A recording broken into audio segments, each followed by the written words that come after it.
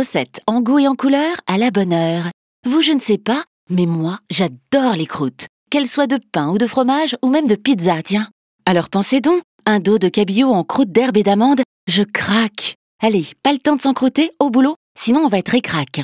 Pour un casse-croûte grand luxe de 4 personnes, croûtez 20 minutes de préparation et 15 minutes de cuisson. Pour cette recette de difficulté moyenne, il vous faut 4 beaux dos de cabillaud, 4 brins de persil plat, 2 brins de basilic, 20 tiges de ciboulette, une petite gousse d'ail, 8 tours de moulin à poivre, 2 tranches de pain de mie, 40 g d'amandes effilées, un citron non traité, sans oublier 4 cuillères à soupe de mayonnaise de Dijon Amora. À vos croûtes, prêtes, c'est parti. Préchauffez le four à 180 degrés. Commencez par laver les herbes. Équeutez les brins de persil et de basilic. Coupez en 2 les basilics et grossièrement la ciboulette. Enlevez la croûte des tranches de pain de mie, sans la manger s'il vous plaît, et coupez les tranches en gros dés. Passez-les au mixeur pour obtenir une chapelure.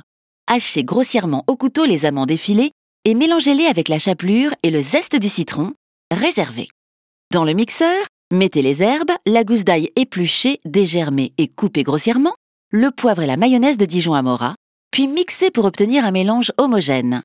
Sans vouloir jouer les vieilles croûtes, comme disait ma grand-mère, c'est important de dégermer l'ail pour éviter son goût trop fort et la laine qui l'accompagne. Placez les dos de cabillaud sur un papier de cuisson, lui-même posé sur une plaque de cuisson. Tartinez-leur amoureusement le dos avec la préparation aux herbes. Répartissez par-dessus la chapelure en massant tendrement mais fermement pour la faire tenir.